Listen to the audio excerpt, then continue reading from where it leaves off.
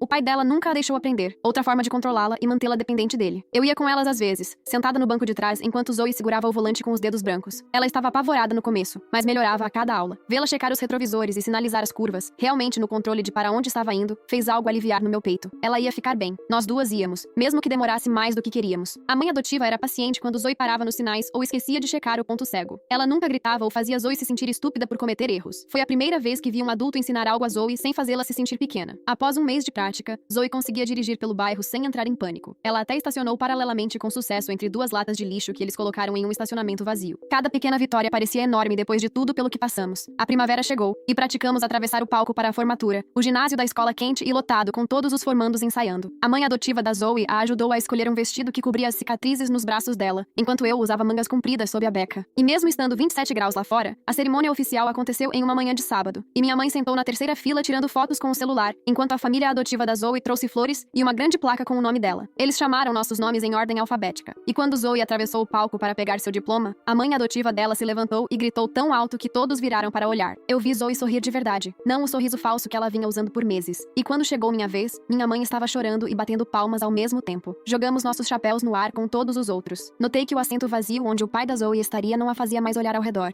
Após a cerimônia, fomos almoçar em uma lanchonete. E os pais adotivos da Zoe deram a ela um cartão com dinheiro para a faculdade dentro, dizendo que estavam orgulhosos de como ela trabalhou duro para terminar a escola depois de tudo. 2 semanas depois, as cartas de aceitação chegaram da faculdade comunitária, e ambas fomos aceitas com ajuda financeira suficiente para cobrir mensalidades e livros. Preenchemos a papelada juntas na minha mesa da cozinha, escolhendo a mesma aula de inglês para nosso primeiro semestre para que tivéssemos pelo menos uma aula juntas. Minha mãe nos ajudou a entender o sistema de registro online, e escolhemos aulas matutinas para que pudéssemos trabalhar meio período à tarde. O escritório de ajuda financeira nos enviou $1.000 cada para livros e materiais, mais dinheiro do que qualquer uma de nós já teve de uma vez. O verão passou com ambas trabalhando e economizando dinheiro. Zoe em uma cafeteria e eu ainda no mercado, contando os dias até o início da escola. Em julho, 6 meses após aquele dia terrível, Maya ligou para dizer que Zoe se qualificou para a moradia independente por meio de um programa para jovens saindo do acolhimento. O apartamento era minúsculo, apenas um quarto com uma kitchenette e um banheiro, mas tinha uma tranca e uma corrente na porta e janelas que trancavam por dentro. Passamos um fim de semana inteiro mudando as coisas dela da casa adotiva, comprando móveis baratos em brechós e montando seu novo lugar. Ela pendurou cortinas que a mãe adotiva fez, e eu a ajudei a montar uma estante de livros de uma caixa, ambas suando no calor do verão. Quando tudo estava montado e os pais adotivos a abraçaram para se despedir, Zoe sentou na sua cama nova e chorou. Não eram lágrimas tristes, mas de alívio por finalmente ter seu próprio espaço onde ninguém poderia machucá-la. Os dias ruins ainda vinham sem aviso, como quando um carro disparou e ambas nos jogamos no chão no estacionamento da faculdade, ou quando Zoe acordava gritando de pesadelos sobre seu pai a encontrando. Tínhamos os números uma da outra na descagem rápida e ligávamos durante ataques de pânico, guiando uma a outra pelos exercícios de respiração que a terapeuta nos ensinou. A medicação ajudava com o pior, pequenos comprimidos brancos que faziam o mundo parecer menos afiado e perigoso, embora nos deixassem cansadas e com a boca seca. As sessões semanais de terapia se tornaram parte da nossa rotina, sentando naquelas cadeiras desconfortáveis e falando sobre coisas que queríamos esquecer, mas não conseguíamos. Quando o aniversário de um ano se aproximava, nenhuma de nós queria passar chorando ou escondidas na cama. Zoe sugeriu fazer algo diferente, e dirigimos até a praia antes do nascer do sol, levando papel e canetas para escrever cartas para nós mesmas de um ano atrás. Sentamos na areia fria e escrevemos sobre sobreviver e se curar e ter medo, mas fazer as coisas mesmo assim.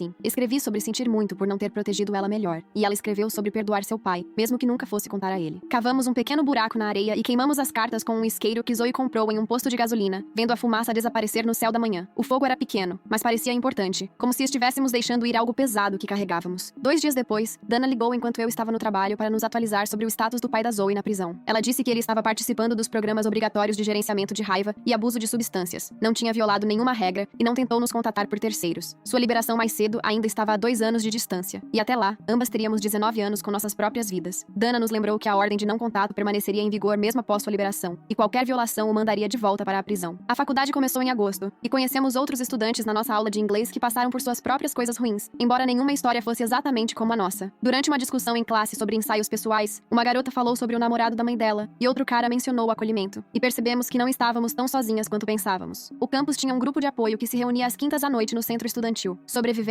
ajudando outros sobreviventes a reconhecer sinais de alerta e conseguir ajuda. Começamos a ir às reuniões, e após algumas semanas, compartilhamos partes da nossa história, mantendo os piores detalhes privados, mas falando sobre reconhecer o abuso e sair dele. 6 meses após o início da faculdade, éramos pessoas diferentes do que éramos um ano atrás. Na maioria das noites, realmente dormíamos sem acordar assustadas, embora ainda checássemos nossas fechaduras várias vezes. Fizemos amigos que não sabiam do ataque, pessoas que nos conheciam como estudantes universitárias e não como vítimas. As cicatrizes ainda estavam lá, as minhas no peito e nos braços, as da Zoe no pulso e no rosto, mas elas desbotaram para linhas rosadas que não doíam mais. Estudávamos juntas na biblioteca e íamos a festas às vezes, e até namorávamos pessoas que nos tratavam bem todos os dias. Escolhemos continuar, confiar nas pessoas novamente, construir algo melhor do que aquilo que sobrevivemos. Se você chegou até aqui, deixe sua opinião nos comentários, curta e compartilhe. Se inscreva no canal, ative o sininho e não perca nenhuma atualização.